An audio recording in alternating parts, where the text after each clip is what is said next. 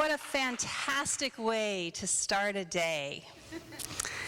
And I get a fantastic way to start a day because I get to introduce someone that I have got to know this weekend who is just amazing. She is an author, and she has written Your Sacred Anatomy, which is an incredible book with the most amazing diagrams. It's in the bookstore. Go look at it. It's awesome. She's a thought leader. She's been around all of this subtle energy work for the whole of her life. She comes from a really long line of gifted psychics, which I think is really awesome that she has a family that has embraced this for generations. And she's the result of that, and really comes at this work with a real servant's heart and a real desire to be of service in the world and to be able to teach this and let everyone know that we can do this. This is all within us. And I just find that so empowering. So it's been an amazing experience for me. Her work has evolved and grown over the last 45 years and 30 years in private practice into a body of work that she calls Core Individuation, which is amazing, and a program that she is teaching. And she is here today to talk with us about our subtle anatomy and how that works and why all that is important. And it is with great pleasure that I introduce the beloved half of our amazing guitar player who's now back down here, Desda Zuckerman. Thank you, and enjoy. She's magical.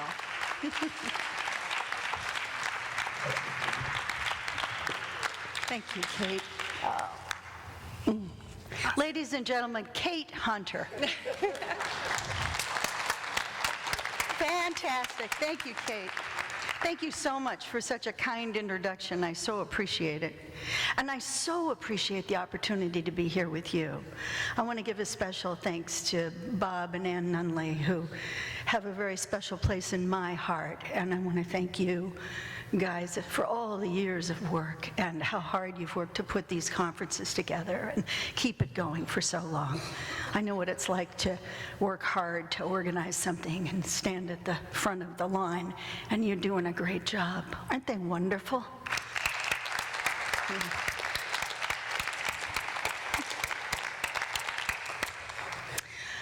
So today I'm going to talk about sacred anatomy. What's that? Subtle anatomy. Why are we calling it anatomy? These are questions that occur when people hear these ideas. And one of the things that I want to do right now is just say that you already know what it is. Even if you've never heard of the idea before, you actually already know it.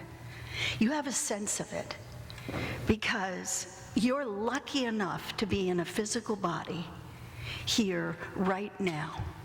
So let's all do just what Bobby said and take a deep breath and just let yourself land here in the room. It's so nice. Master Lynn came in this morning, did a meditation, and the whole room just, it's just buzzing. It's wonderful. So your sacred anatomy is what I call it, because I don't think there's anything more sacred than life. Walt Whitman and I agree. Yeah. But it's a gateway to transformation. And why? Why is that? Why is it a gateway to transformation? Because it's the place we can enter the sacred within ourselves. We talk about our spirit and our soul. We talk about all these things that are kind of distant concepts sometimes. But one of the things that's so great about thinking about it as anatomy is it's just anatomy. It's not a belief system. You don't have to do it because it's already happening.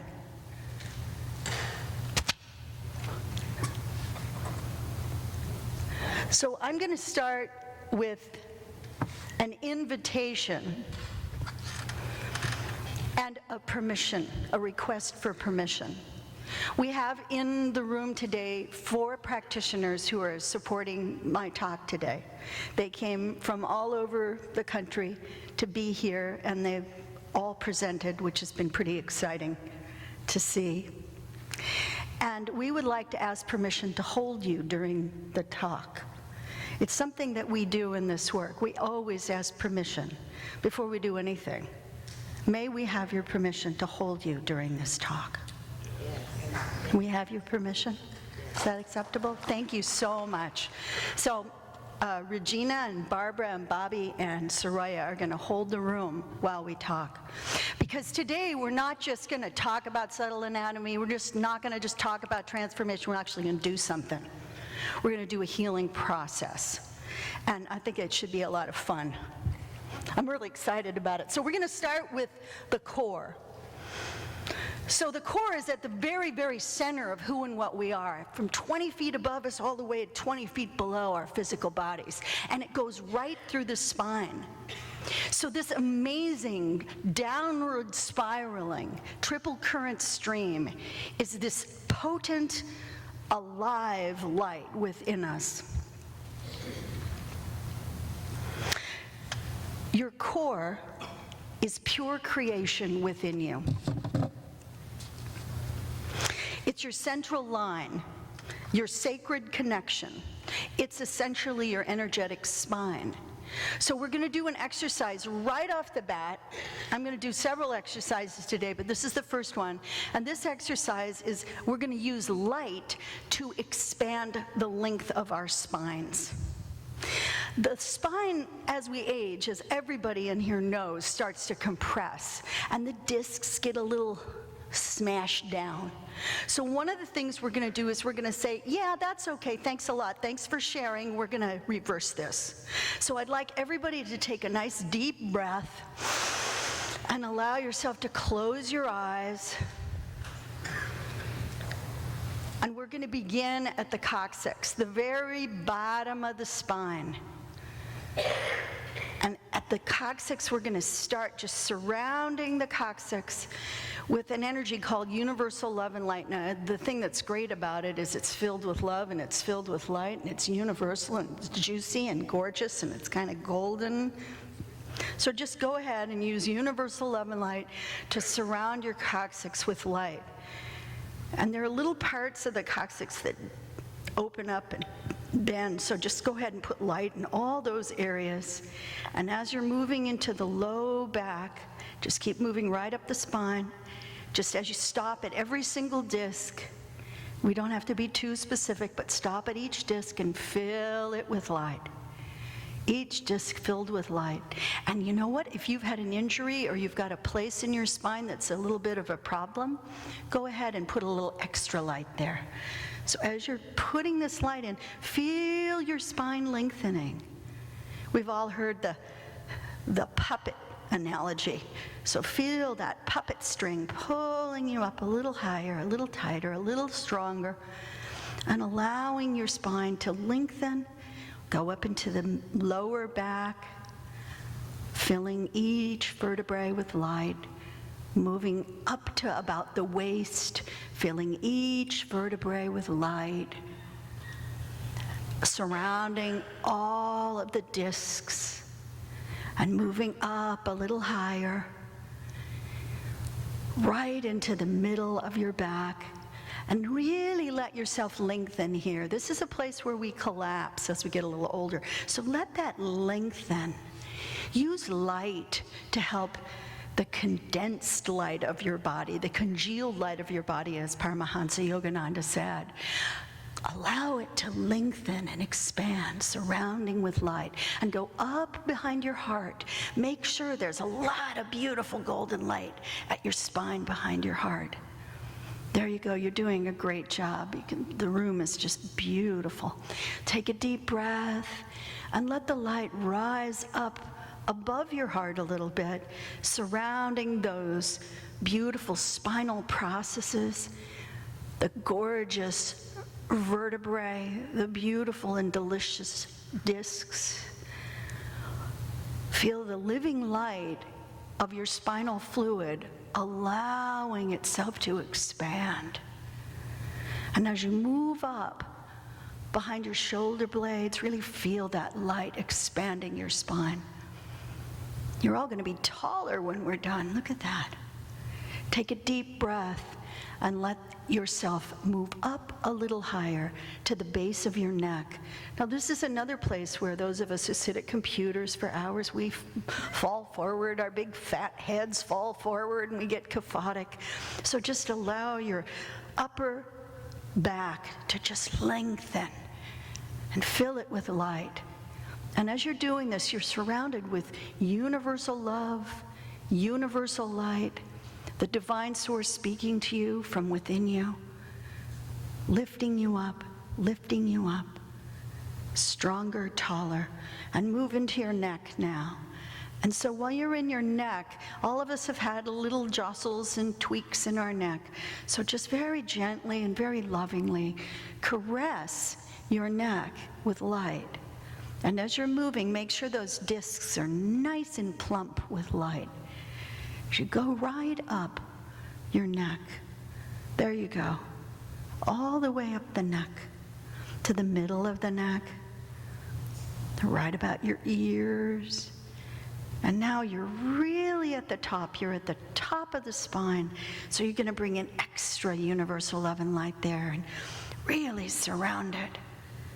And you just feel yourself moving right into the brainstem, and just let that brainstem just be surrounded with light. Love and light, pure light, golden, vibrant, glowing light. And as you do this, feel the matrix, the subtle light matrix in your spine enliven. Feel it become more and more vibrant with every second. Take a deep, deep breath and say, I accept my flexibility. Say it out loud. I accept my flexibility. I accept the power of my backbone. I am strong. There you go. Breathing deep, breathing deep. Allow yourself to feel that energy coming back down the spine, all the way into the coccyx, and just settling you in your pelvis. Beautiful. Beautiful job. Thank you. That was a great exercise. One thing you might want to do right now is just stand up and see what it feels like. See what your spine feels like.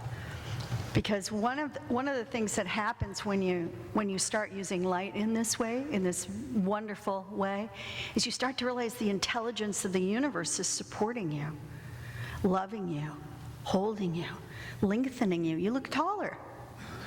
Do you feel a little taller?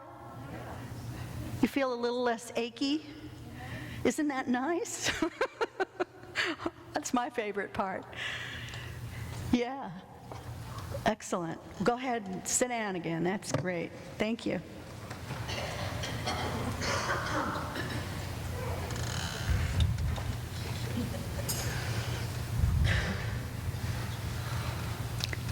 So here's the thing. Your energy structure is your personal textbook. It's written by you with a lot of good influence. You have a very good bibliography. You have all the great teachers of the human species as your teachers. And they're living in you. All of the knowledge of humankind is living in you. I've heard it said that we are the stuff of the stars. And I don't think it could be more beautifully said than by looking at the human body. This is the one body. This is the way I look at this. I see the human structure, the energy structure, the anatomy. I don't see it as a field. I see it as an anatomy. And it doesn't go on forever. There are parts of us that do. But the energy structure that we have has a container. So there's 7 places where we can enter the subtle anatomy, and they're the systems. So I'm going to talk just a tiny bit about this. This is mainly not an anatomy class. I want to take us to using it. playing with it, having some fun with it. But the layers are the organs. They're this incredible, dynamic operating system. And just like your physical body has organs, the subtle anatomy has organs. The template is the subtle nervous system, and it expands out and speaks to you, moves you through your life, helps you feel who's approaching from behind, gives you an idea if the baby's going to crawl into the fire pit, if there's a dangerous creature around the corner. These are things that helped us survive. The human subtle anatomy helped us to survive, and we use it all the time. The blended energy system's like a cardiovascular system because it uses the subtle light to power us, to keep us moving. The bones of light is a subtle skeletal structure that's within us, and it holds us up and open. Thank you. It keeps us dynamically engaged. The elimination system does exactly that. It eliminates excess and waste. You know what it's like to want to get off some of your excess energy. If you've been overloaded, you need to release. Well, that doesn't just happen with your physical body. Your subtle anatomy is also doing that. Then there's the human electromagnetic field or system, as we might think of it. And that electromagnetic field is something that is related to and lives in connection with the physical body. So when the physical body dies, that field also dies. So I have a somewhat different approach than many other people, and I'm okay with that. I hope you're okay with that. It's fun to all have different ideas. And I think the conversation is what's important. Then we have the harmonizing network, which is the frequency-based harmonic system that holds us all together. So as we saw in the wonderful presentation by Harold Moses that was so beautiful, the sound frequencies are so critical and important. We've been working with the harmonizing network for years now that is based in sound. I was a singer for 26 years, so it was natural for me to look for where's the sound in the subtle anatomy, and oh, guess what? It's everywhere. Yeah. So those are the 7 systems. So we can enter into the structure, into a conversation with the structure, and into a relationship with the structure in all of those places. But there's one critical thing that's important, and that is that we must invite the subtle anatomy into relationship with the physical egoic body. It's really important. If we don't invite that connection, if we don't say, please connect with me, we've missed something extraordinary. The relationship. You know, I guess there's marriages that begin without a proposal. I guess there are. But most marriages begin with a proposal. They begin with a request, an invitation, a statement of love and passion. And that's kind of what we need to do with our subtle anatomy. We need to propose to it the idea of a relationship with this stubborn little ego that's fighting for control all the time, right? So we want to do a thing called embodying spirit, because if we embody our spirit, we bring our spirit to our physical body, we have the opportunity to live from that place. Now, of course, many of you say, well, yeah, I mean, I believe in spirit, I believe in soul, I'm doing my work, and yeah, you are. But there's something more, and that means engaging your physical body to also be in the game. Yay! Not just your heart, not just your head, not just the way you figure it out and think it through. All really good stuff.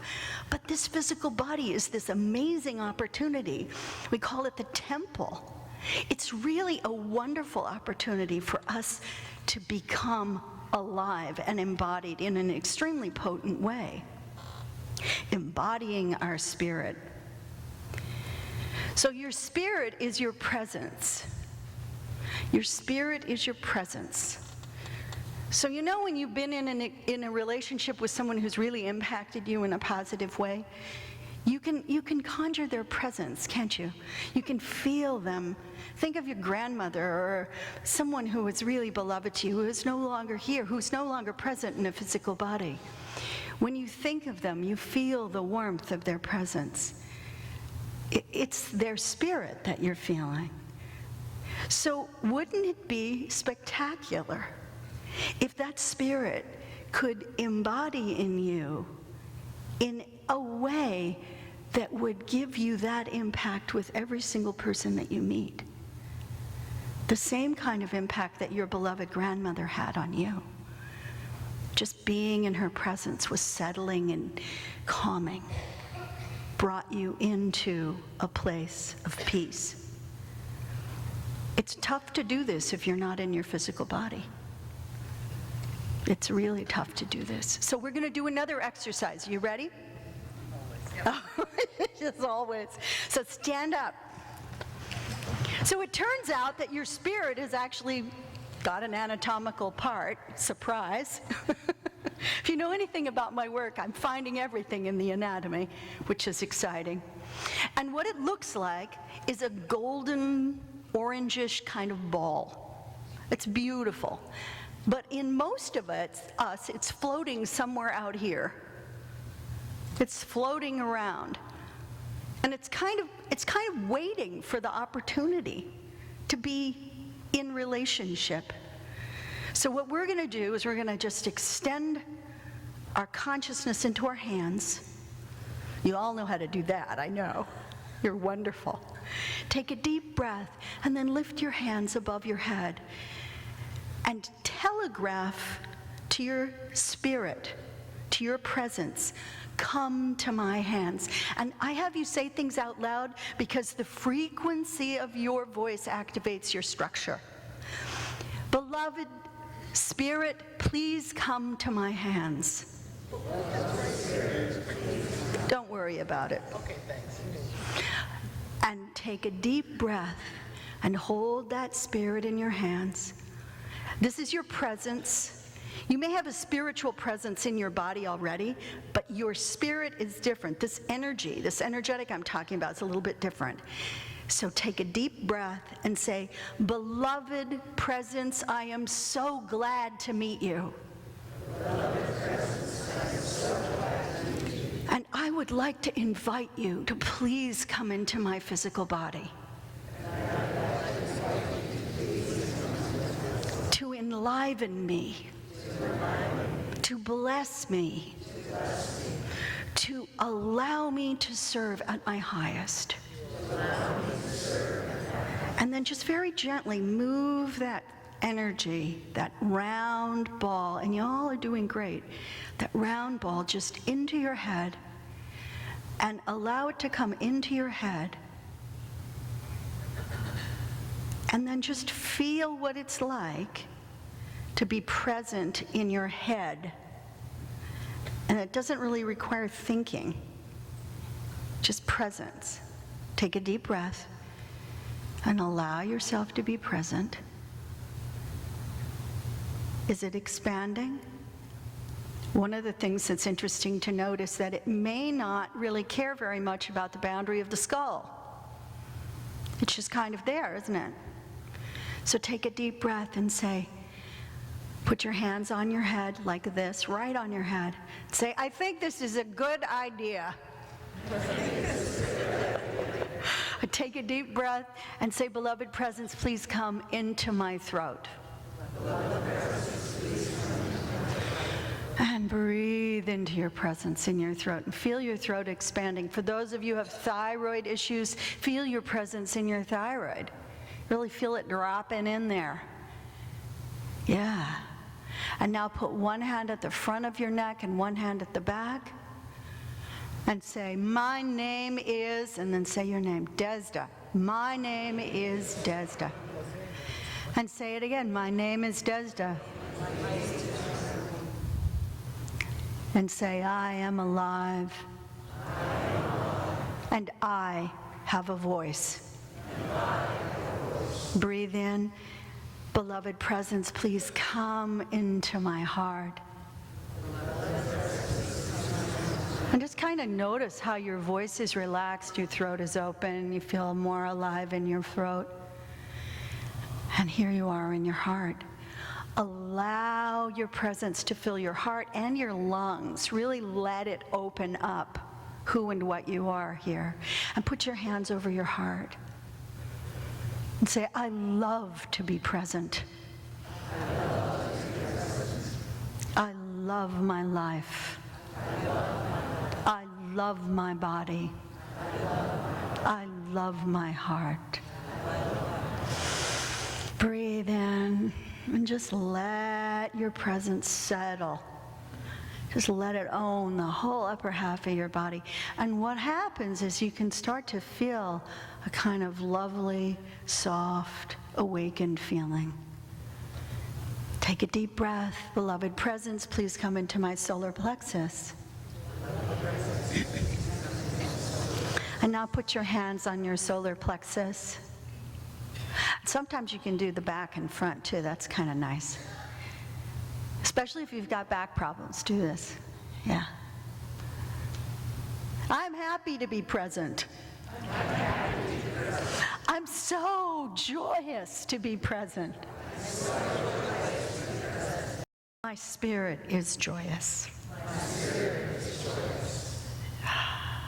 And allow it to land and open.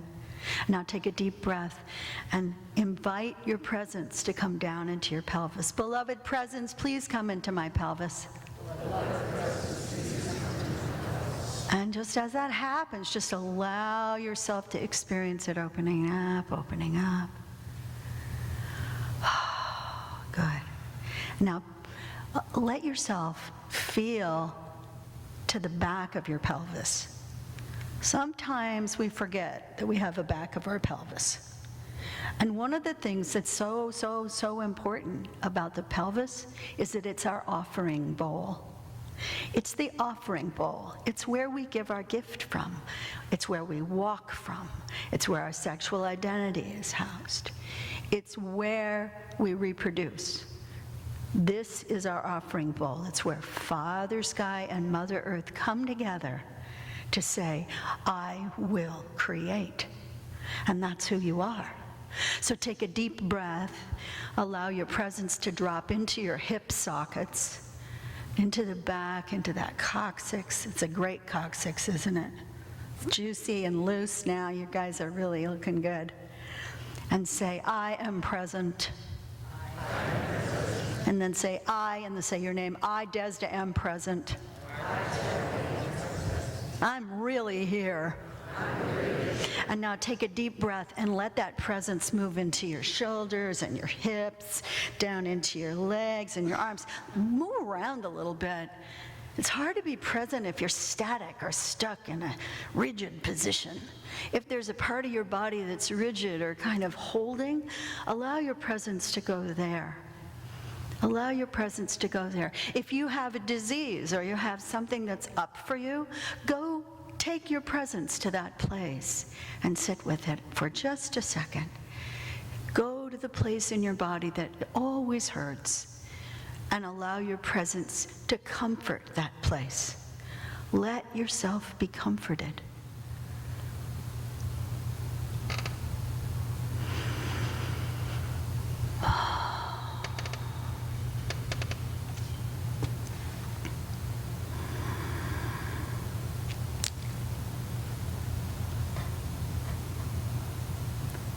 And now turn to someone nearest you as a sharing partner.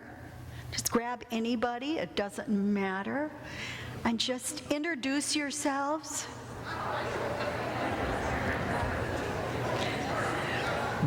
Good job. And now I'd like you to ask permission of the other person. May I share a little bit about what just happened for me?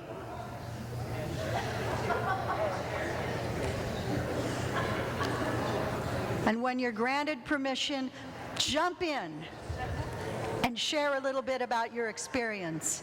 What is it like to be present in your body?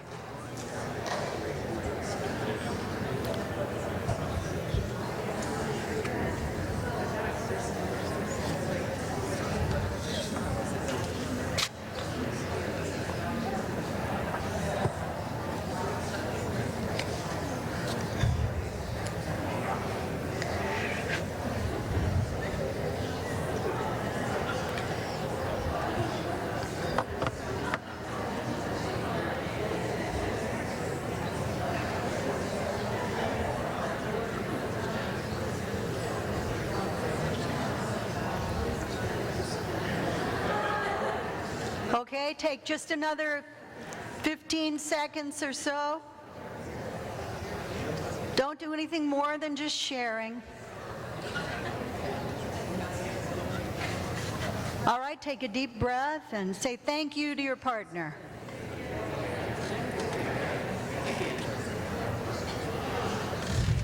Great. So sharing with the subtle anatomy and using it in your life requires manners. It requires manners. We must ask permission, we must say thank you, we must say please, may I. Very important. Your mother knew something. This was it. Manners. It's good. How did that feel? Awesome. Good. So I'll have that exercise available on a link on my website, and we'll give that to you at the end of the presentation so that you can download it and use it. And we use it every day. And the more you do it, the less you have to do it. And that's kind of exciting. What's wonderful is to stay present all night long in your sleep and then wake up in the morning fully embodied, really awake and ready to move. So to go on and use this subtle anatomy, I'm going to talk a little bit about the 4 aspects of the authentic self. So outside of the ego, your identity as a co-creative force is alive, present, capable, and directive. And that force is inside of you. It exists in you as 4 aspects. Now, some people think of this as a higher self, but I don't like the distinction higher or lower because, frankly, we are. We're not higher and lower. We are. So taking some of those judgmental types of distinctions out of what we call ourselves, how we identify ourselves, only expands our consciousness and allows us to step into a more powerful connection with who and what we are. So the 4 aspects of the authentic self are just that. They are your authentic self. There's the physical aspect. Whoops, jumped ahead. Sorry. There we go. There's the physical aspect, the emotional aspect, the psychological or mental aspect, and the spiritual aspect. And you know, a lot of people talk about these things, but we have actually an anatomical location for them. Remember the core? That incredible core?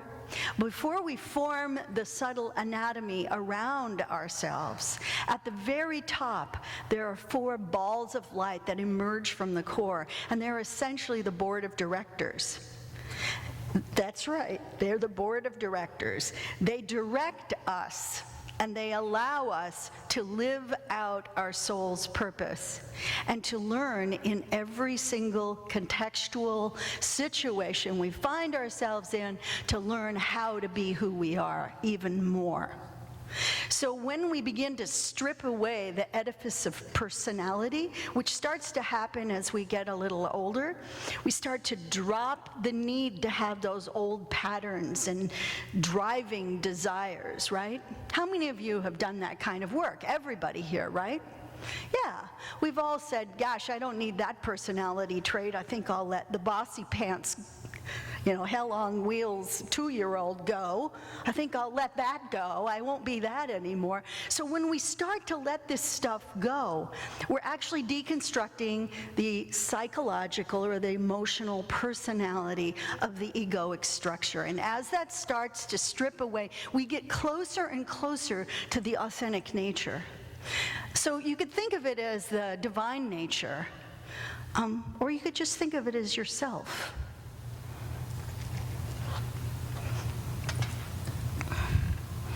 So in our structure, we have all these incredibly interesting subtle anatomy patterns. I don't like to read the slides, but I'm going to read this one. So energy shows us and feels in different ways when it's in patterns. Anytime we have an energetic patterns, it pretty much represents a distance between ourselves and the authentic nature. We've developed a pattern to cope. We've developed a pattern to understand. Now, these are essentially patterns that are pretty much about this life experience, not about 15 lifetimes ago when I was Queen of Egypt, you know, not that kind of thing. It's more about right now. So energy often will feel stagnant. How many of you encounter this in your work? Stagnation, right? It stops, it holds, it's stuck, sticky sometimes. Obstruction looks like blocks or constructs, obscurations, barriers, walls you hit, right? Collapse, constriction, contraction, loss of integrity, you know, the way that the physical body starts to kind of collapse in on itself. The subtle anatomy does exactly the same thing. So everything that I'm listing here could certainly happen in the physical body, but more interestingly, in some ways, it happens in the subtle anatomy as well. So loss of container, that would be hyperextension, porosity, disintegration.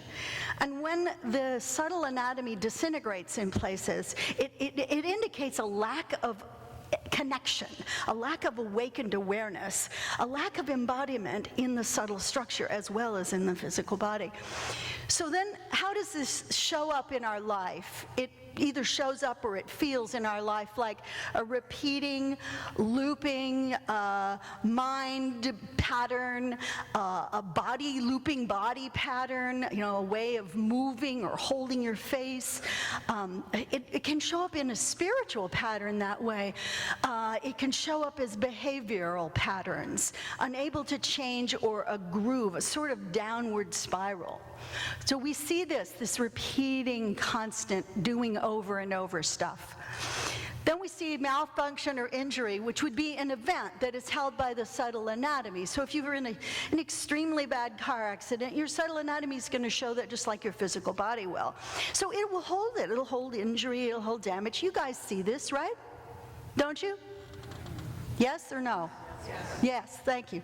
And then pathology. So pathology looks like a syndrome or a subtle anatomy illness, and it shapes who we are. It shapes the energetic structure. So often we're shaped by the pathologies. And so these can be pathologies of physical, emotional, psychological, or spiritual nature. And those pathologies can get kind of lodged or stuck. And they can demand our attention, can't they? Just demand. And that's the value of a pathology, isn't it? So, you ready to do something? You ready to do something kind of neat? I'm excited because I've not done this before with a group like you. So I'm really looking forward to this. We have a thing in core individuation called life patterns. They're specifically about issues in this lifetime, and they have a specific location. The specific location is the mental layer in the organizational strata. So I've mapped this anatomy and named a lot of things and labeled it because I had to do something. So I'm not in love with or married to every single name, but we're just going to call it the organizational strata for right now. We're going to call it the mental layer. So first we've got the bio layer, then we've got the emotional layer, then we've got what's called the primal layer. Some people, I think, might think of this as causal layer, but it's the primal layer in our work, which is sort of the primordial dragon's egg, lizard brain, DNA strand place. And then we go to the mental layer. The mental layer has 3 strata, and those strata are organizational, acceptance, and chaos. So organizational is what we're going to focus on today. And organizational patterns look like Tinker toys. Have you ever seen Tinker toys? Remember when we were kids, the little things? It's as if and this is what these patterns look like to me. So as if you threw all these Tinker toys on the floor and then said, I'm going to stick this one here and this one here and this one here, and you're about 2. So you weren't really building anything, so you've got this strange concoction. Most life patterns are nonsensical. They look bizarre. They kind of start here and go off into nowhere. And so we make these decisions, right? We build these decisions. So mental constructs are invented by us as ways to cope. So we have one impact. Perhaps you're a very young child, you're crying in your crib, your mother doesn't come to pick you up, you're mad. And that's your first beginning of your construct. I'm mad. And then mom leaves you like that for 2 or 3 days running, and you're just really frustrated. You're shaking the crib bars, and you're really irritated. And then the next little bit of the construct is, she never comes when I want her. So that's number 3. And then number 4 might be, I'm alone. And number 5 might be, I can't really trust anybody to come when I need them. And by the time you're 50 years old, you're saying, I got to do this alone because I don't get along with people very well. People don't really, I don't like them very much. And that's this crazy construct that you've built. So today we're going to take one of those apart. Does that sound good? Almost everybody's got at least one thing that they're kind of ready to let go of.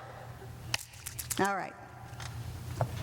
So we're going to need a partner to do this. So find somebody that feels good and you want to work with. Find a partner right now. And when I'm talking about this mental construct idea, you probably already got a construct in your mind that's like, I could work with that. Now, I know you all do lots of different kinds of healing work. Just please give this a little bit of a shot here. Use your imagination and give this a chance. Let's try it, just for fun. Here we go. Do you all have a partner? You're going to need one for this exercise. If you choose to opt out of the exercise, that's perfectly fine. Nobody has to do anything. All right. So with your partner, I'd like you to ask permission to share with them and to talk to them about this pattern. Please do that now. And introduce yourself if you haven't before, of course.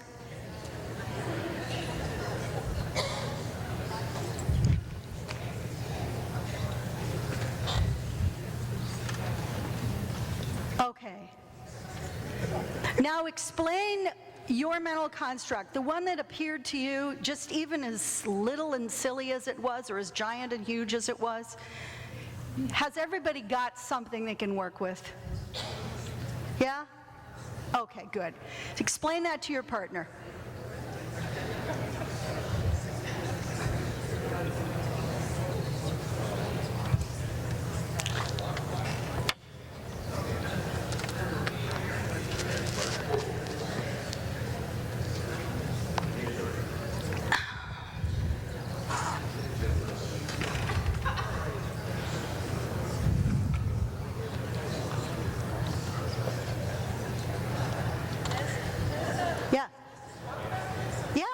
Explain your mental construct to your partner. It means talk about it. Hi, Gwendolyn. Hi.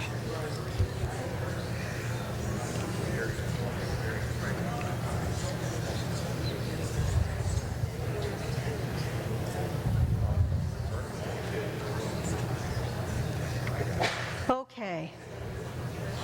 So it doesn't need to be a long conversation, just try to wrap it up in the next few seconds. All we're doing is activating it. Thank you.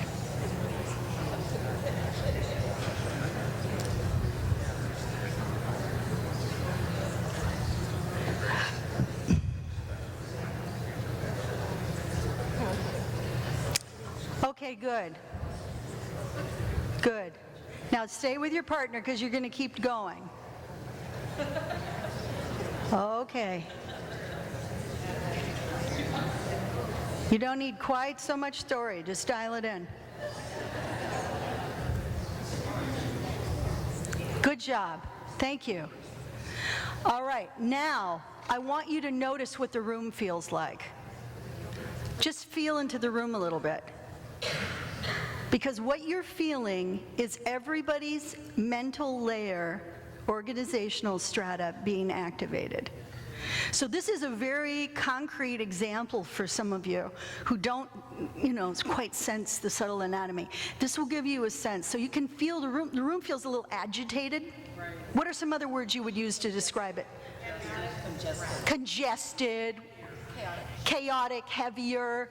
Yeah, so this is the mental layer when a construct is being agitated. This is what your subtle anatomy feels like. And have you felt this before? Uh-huh, yeah? So isn't that interesting? But there's a location. All right, so let's keep going. Now, as you saw earlier, we have 4 aspects to the authentic self. So we've just had an experience of defining the issue, but now we're going to go through and we're going to experience the 4 aspects of your issue. So the first aspect is the emotion. So I want you to just close your eyes and sit with your issue for just a moment, with your pattern. And just allow 1 or 2 emotions to bubble to the surface. Doesn't need to be a ton, just a couple of things. Okay, now turn to your partner and share with them those emotions. So now they have the description of your issue, they're going to have the emotions as well. So share that with them right now. And do it rather quickly.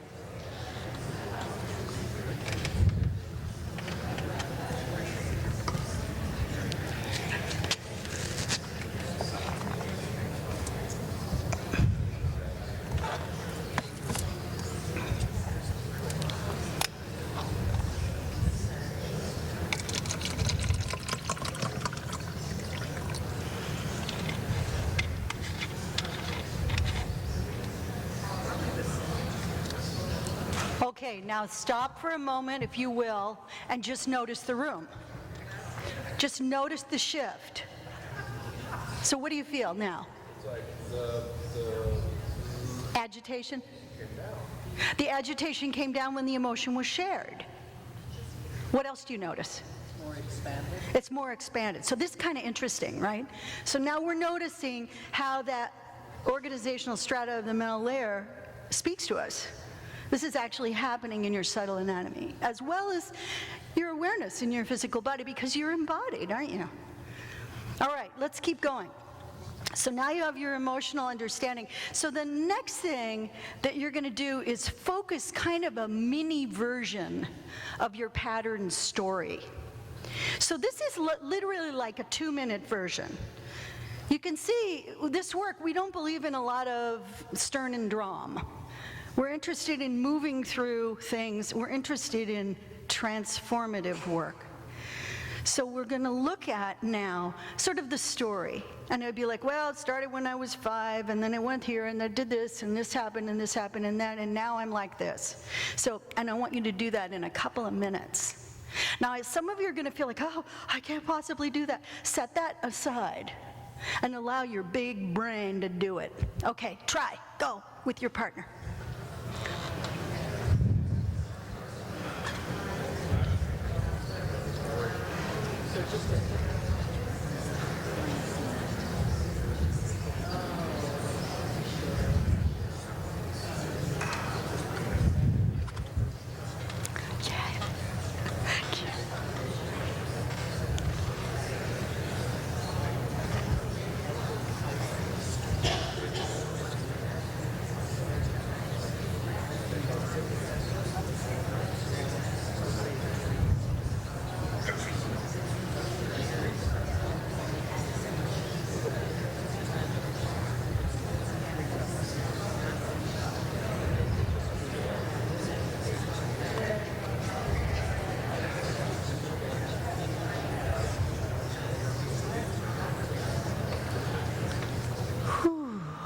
Good.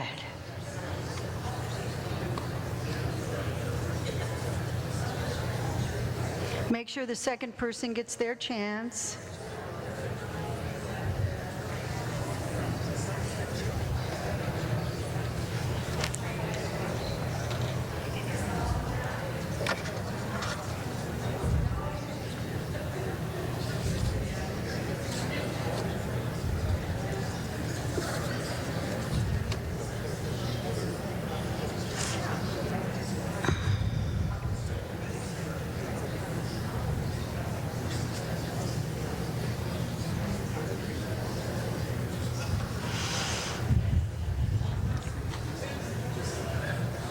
Okay, good. Let's close.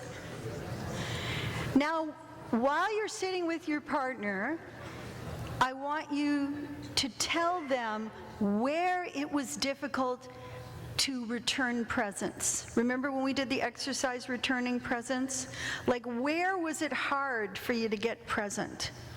Was it when you were in your head? Was it when you were in your heart? Was it in your pelvis? Where was presence difficult for you? So think about it for a second. And now share that with your partner, because this is the part of your physical body that's related to this construct. This is going to help us enter the physicality. Go ahead.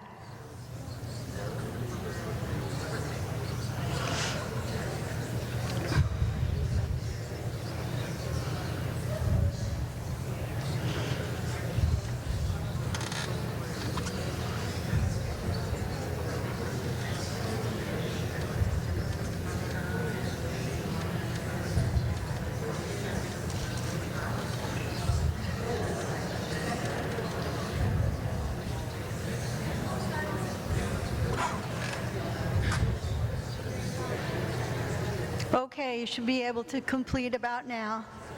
I know I'm moving you along quickly, but there's some value to that. All right, good. Now I want everybody to notice the quality of the room. What do you get? What do you get from the room right now? What does it feel like? Quizzical. Sorry? Quizzical. Quizzical. What else? Busy. Busy. Busy, yeah. Engaged, beautiful. What else do we feel in the room? Energetic. It's a little lighter as we've been kind of working through this, talking about it becoming conscious, right? What else? Sorry? It's round, roundy rather than spiky. I like that. Oh, moundy. Ooh. Fabulous. Anybody else? One more. Joy. Okay. Beautiful. So really, what we've learned here is that we can touch the subtle anatomy in all these ways we sort of already knew how to do, but when we put it together, it starts to have sort of a poetry to it. It starts to speak to us, doesn't it? So now, we're going to bring in a fourth aspect, and that is spiritual. So we've had the story, the psychological part, we've landed it in the physical, we know where we had the difficulty, we know what our emotions are, we've defined and focused the idea, and now we're going to bring the spirit. But how do you think we'll do that? How would we do that? What do you think? What? Call it in. Inviting. Allowing. All of those things. So the way we're going to do that, and this might be new, it might not be new, the way we're going to do this is by completely accepting our partner. Completely accepting our partner, because it requires your spirit to do that. You have to bring that, because healing requires a witness, does it not? Healing, deep healing, requires a witness. I know you guys have learned that working with PTSD. There's such value in really witnessing, yeah? So now what we're going to do is turn to our partners, and within our arms in an open position, our legs uncrossed, just our bodies open to each other. We're now just going to say one person at a time, and you need to allow the person to really feel the event. So one person goes first and simply says, I accept you. Just one at a time.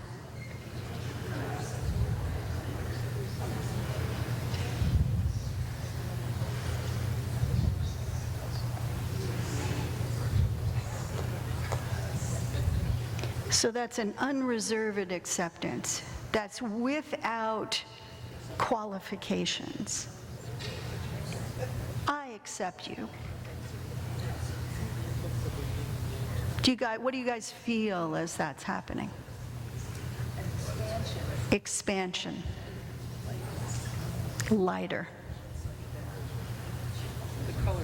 The color change. It did. Yes, you're right. Cold.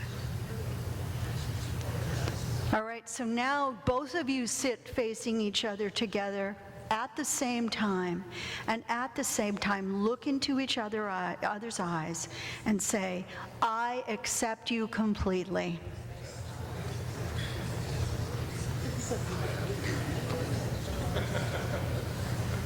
And just allow yourself to have that experience and feel it anchoring in your body.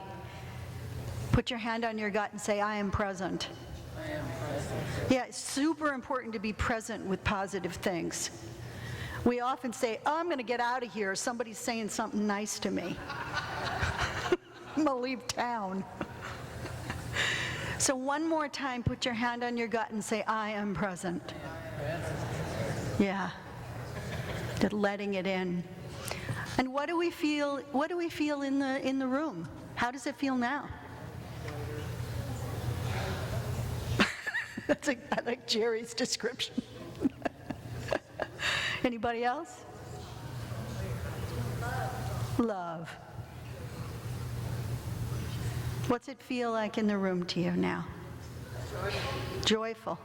How about charged? There's energy here. You know why there's energy here? Because the space that was taken up by the pattern in your mental layer is open. So we have more energy and more space. It's more spacious. Do you like it? Love it. Shimmering iridescent bubbles. We've got shimmering iridescent bubbles all over the room. I would agree with that. So the structure strives to be whole. That's what it's looking to do. It wants to be whole. It wants to be engaged. It wants to be with you in your life. You know, I was talking earlier about the board of directors, the 4 aspects of the authentic self. Well, guess who else is on the board of directors? Your ego. And you're so powerful that you could stop them in their tracks. And you can just call on one, your favorite one, all the time. I like you, emotional aspect. Or how about the psychological? All the time. I got to figure it out. I got to think it through. I got to figure it out. But it's done from the egoic point of view, isn't it? When the ego's running the show, that's what's happening. Just now when you were doing this work, the ego wasn't running the show. Because you were listening, you were feeling into it, and you weren't making such a big deal about the issue. Wow, you look so different.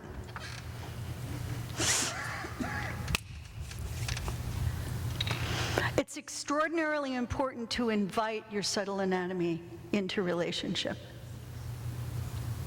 Extraordinarily important. Without the invitation, you won't feel it. Some of you have already done that, I know. It's not something you have to do over and over again, except that it kind of is. Just like if you're married, you have to say, I love you, over and over again, don't you? If you have children, you have to say, that was good, over and over again, don't you? It's the same thing, it's a relationship. So we need to remember that we have to invite. So the next time you're in a jam and you're thinking, I'm not going to get out of this easily, ask your subtle anatomy to support you. Say, I need all the help I can get, so how about you help me too? I mean, you obviously call upon your faith if you're religious, but what if you're not religious? What if you're not? You still can call upon your sacred anatomy because that's an expression of life. That's an expression of creation. It's expression of divine creation. Human energy structure is willing to heal, it's willing to let go, it's willing to shift, and it will do it when you ask it to. But you must ask it to. If you do not ask it to, it will stay the same, because it will think, well, I guess that's what they want. And it's going to serve you. So please remember, it's extremely important to make the request, and do it politely. Don't order it around. You get over there now. It doesn't respond. Just, well, he's not sophisticated enough for me to have a relationship with. I mean, we know what that's like when somebody orders you around in your life. You don't like it, right? So your ego's got to be willing to just allow the possibility. You actually do not have to believe in any of this stuff. You can think it's a bunch of hooey. You can think I'm from Mars. It doesn't matter. Your ego just has to be willing to allow the possibility. Just a sliver of possibility that maybe, just maybe, your imaginal thinking might have more going on than you thought it did. How many of you were told in childhood that your imagination was silly, or that it wasn't valuable, or you were or people said things to you like, "Well, you've got a big imagination"? Yeah. I remember in the 7th grade saying to my class, after I had read this article in the National Geographic about the Aborigine of the Aboriginal people of Australia, I said, I think they're more civilized than we are. And I got laughed out of the room. How many of you have had that experience? Yeah, we have. It's because we're pioneers. It's because we're leaders. So just remember that your ego has to simply be open to the possibility. Don't be those mean kids in the class and laugh yourself out of the room when you're trying something new. So your structure seeks freedom from stops, blocks, patterns, holding, constriction, repression. It wants to be released. It wants to do everything it can to support your soul's purpose coming into fruition. It wants to see you succeed, maybe more than your own mother. It wants to see you be healthy and whole and viable. And it is on your side.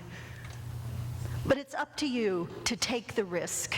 It's up to you to take that dive in and to find yourself in the clear, cool water of freedom. Thank you.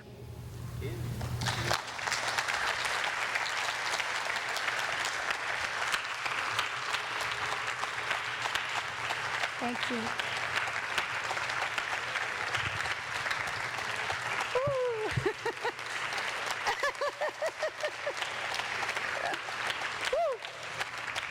Oh, you guys are wonderful. So I'd love to take some questions. Please, Thank you please very ask much. away. Bring your questions and comments, unresolved conflicts down to the microphone. We guarantee response.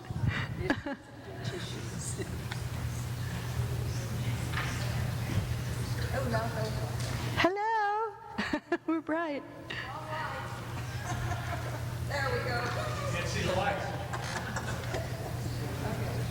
Okay, well, I guess I covered everything. No, no. You just, Aha! Here we are. Good. Yeah, okay, all right. Hi. Hi. Kim Conrad. Good morning, everybody. I wanted to, there we go, that's much better. I wanted to share what happened for me when I said, I completely accept you. Mm-hmm. Is that I found in the field, in the opening that occurred, is that I found this complete acceptance of myself. Wow. And then in the way that I and words play, that I am present to the present of us. Beautiful. These united states of being. And it was wonderful. So thank you very much. You're welcome. Thank you for that, Kim. That was beautiful. How many of you had that experience of when you accepted someone else, you felt that you were being accepted? Isn't that lovely? Yay. Hi, honey. I'm Suchinta, and what came to mind as we were doing all of this is how we were really engaging our consciousness. Then that's that piece. Mm-hmm. Even bringing the presence in. I call it wholeness, but I realize it's the same feeling there when I bring wholeness in. Yeah. Because it's already there, and Yeah. but just requesting it and asking it to be there. That's Yeah. the conscious bit, because it's always there. It's always there. Right? You're So- right. It is. It's always there, and it's kind of waiting for us to say, oh, I'm awake enough to see you. Yeah. You know, I've awakened, and here I am. It's so beautiful. Consciousness is exactly right. Yeah, I and mean, this that's- is the study of consciousness, isn't it? Right, and that's that like new computer chip that we got is a consciousness. Woo! A new computer chip. Yeah, right. Yeah, we downloaded. Thank you, Suchinta. Hi, Jean-Marie. Jean-Marie Sina. When I lived in Findhorn Garden, Scotland, one of the very first things they had us do was to choose someone else from the group to be co-listeners with. And the rules were very simple. At least 30 minutes a day, you spent time, and we usually walked, listening to each other. We weren't allowed to say anything, just complete acceptance and listening. And during that 3 months, my co-listening partner, and it was funny because her name was Jan and I was Jan, I felt like she listened me into being. And I haven't experienced that since I came back, not really, until today. Oh. And it just tells me again that to have a co-listening partner, to have that agreement with the other person, just to listen is so powerful and so wonderful. So thank you so much for giving that to me and for reminding me of how powerful that is. Thank you. Oh, thank you very much. Thank you. Yes, it is extremely important, I think, if you don't have a best friend, just a neighbor that you can talk to and listen to. Seek people out for that. It's really important. Look at your repertoire of people that you have in your life. Is there someone that can really listen to you deeply? Hi. In Dr. Soroya Crouch's workshop yesterday, we spoke of the energy field, but she expanded it to being 25 feet around us. Right. Could you speak of how you go through the world encompassing and being with everyone within that space of your own? Yeah, I can. Thank you for asking. He's speaking about a technique that I developed some years ago called the edge technique. And it's basically using the extension of the subtle anatomy to interface and interact with life. That was even a better new computer chip for me, expanding it that way. Yeah. Well, we're really big. Right. We're really big, we're really tall, we're really wide, and we're really deep. Right. We have all of those aspects. And if we can place our attentional awareness at the edge of our subtle anatomy, we can interact and interface with the world in an extremely safe and healthy manner. And what we can do in that place is not pick up other people's stuff. It's also a place in the subtle anatomy where there's no merging. It's actually the seat of compassion, and it's the biggest part of who we are. So that's really our potential, is to live in total and utter compassion at the edge of our structure. No judgment. And you know what's amazing about it is going to the grocery store at the edge, you just automatically pick the best vegetables and fruits. You do. And you end up in the checkout line and people turn around and say things like, I don't know why I'm telling you this, but I'm really upset about my pet. You have these experiences. But it's living at the edge of the subtle anatomy brings it into focus, and it gives you a way to interact in a healthy manner. The other thing is that you can interact with universal energies without bringing them into your body, without having to run them through your body and down and out your arms so that you can help someone else. This allows you to simply interact with universal energies at the edge of who and what you are. Hi. Hi, I'm Helen Pankowski. Hi, Helen. Hi. First, I want to thank you for the marvelous way in which you have articulated your ideas. Thank you. And for giving me, and I hope I speak for everybody, a wonderful experiential experience this morning. And I know this is something that the people in this room all know, but I thought that I would share it with you. I had the great privilege of having a partner who was not comfortable, who could not talk in our language. He was not fluent. So that the subtle exercise became an even subtler exercise. Wow. Because we had to go beyond language. I had to simplify my language, but at the same time enhance the inner language so that I could hear him without the actual English words. Wow.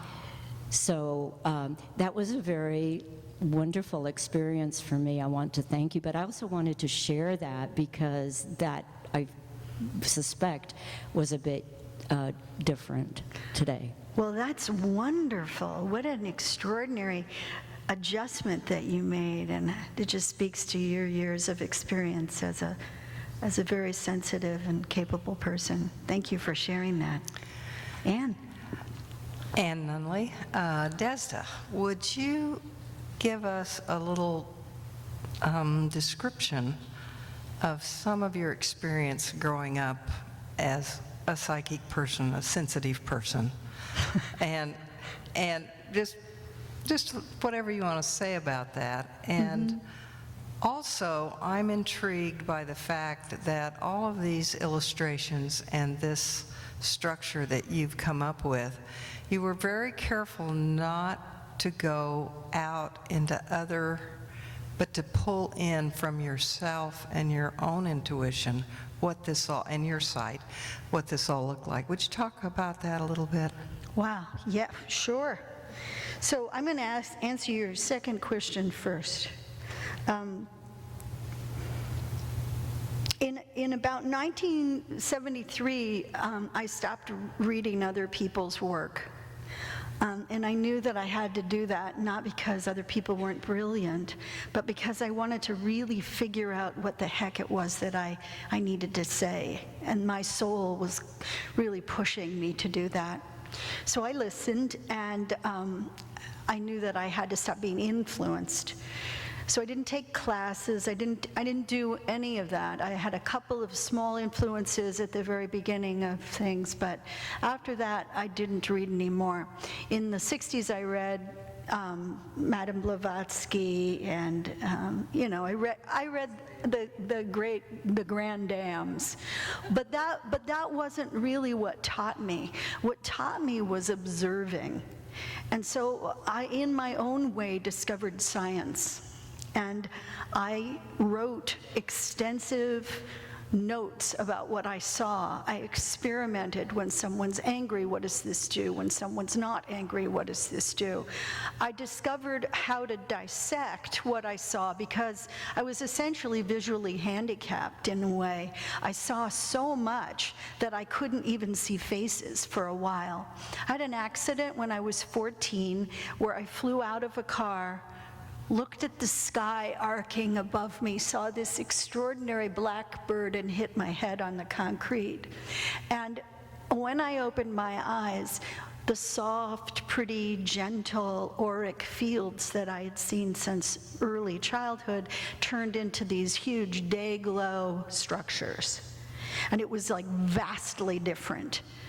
So it took me from age 14 until about age 23 to kind of get my feet under me. It was very difficult because nobody saw what I saw. No books were written about it. I went to the Vedanta Society, you know, where Aldous Huxley had been, and they didn't know what I was talking about. I went to Self-Realization Fellowship, and they said, don't talk about that. And every place I went, they said, don't talk about that. And so I finally just said, okay, I won't talk about it anymore, and I just went in. So I developed a meditation practice early on. I meditated extensively for many years. I did 7 and 8 hours a day of meditation and singing and chanting for a long period of time in my late 20s, my early 20s rather. And one of the things that came out of that was the ability to use ajna, or the third eye, to look and then open my eyes and then see what I saw around people, and then close my eyes and look with ajna again, and then ask something to come forward for me to examine, and then I would open my eyes and it would pop out. So that's how I've drawn all this anatomy, was that I worked in this dissection method, and I've been looking for someone to teach that to. So eventually I'll find another clairvoyant who sees as well as I do. I know they're out there because I get letters from them all over the world. But my students have learned how to use their own sensitivities to identify the subtle anatomy. And that was another bridge that I crossed. My early childhood was interesting in that fairies were my friends, elves were my friends. I had all kinds of nature spirits that I talked to. The cats and dogs spoke to me. I understood at an early age that all things were precious and all life was precious, and I lived from that point of view. It's good? Okay. Is there another question? Gavin, did you have a question? Yes, but Garvin does first. Garvin, I'm sorry. I thought it was... Hello, I'm Garvin McCurdy. Hi. And this is sort of a message to what Jerry Wesh calls the mystically inclined scientists in the bunch. Okay. And it has to do with when you get into mind. When you get into mind, and from my own experience, when you get into mind, I go back to the Vietnamese idea of mind. It's called Ten Ho, and that's what we use for intelligence if you're just speaking to Vietnamese. But what it really means is clear mind. Mm-hmm. Okay? And in doing the kinds of things with my particular set of talents and so on, there are two aspects to that. One is the limitation of logic in life. You have to learn about the limitations of logic in life. And the second that you have to learn is something that I learned from Mr. Nunley and Mrs. Nunley and all the people on the board that of ISSSEEM's past. When you came to the theme of miracles, do you remember that year? You have to learn about the reality of miracles. So there are at least these two aspects, you see. And when you can encompass these things, all of a sudden you see the synchronicities that evolve from everybody else being here. The story of Saul of Tarsus getting the message on the way to Damascus, I think it was. Mm-hmm. Okay, and he became Paul, and he became the only one of the disciples, and he was a second-class disciple for many people, that knew how to write. And that has made a lot of difference. That's the way that miracles work. Synchronicity piled on synchronicity, piled on synchronicity. And that's what I wanted to say. Thank you very much. Thank you. Thank you. Well, thank you so much, dear Desda. And You're welcome.